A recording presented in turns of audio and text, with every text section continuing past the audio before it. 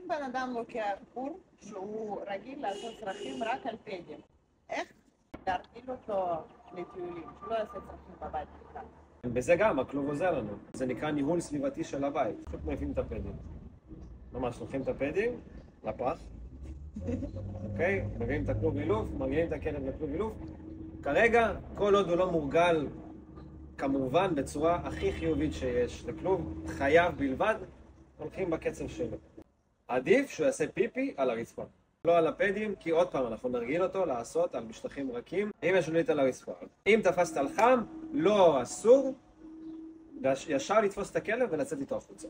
גם אם הוא לא יעשה עכשיו בחוץ, את תראית לו מצד אחד מה לא בסדר, אבל כמו לילד קטן צריך להראות מה כן אמור להיות, וזה בחוץ. אז גם אם הוא לא יעשה בחוץ, את מתחילה להרגיל אותו לדבר הזה שעושים בחוץ. אם לא תפסת על חם, שזה אומר 6-7 שניות מהרגע שהוא עשה את זה, אין פואנטה לעשות כבר כלום. את באה מנקה, מתעצבנת בתוך עצמך על הכלב, כי זה לא יתרום בכלום.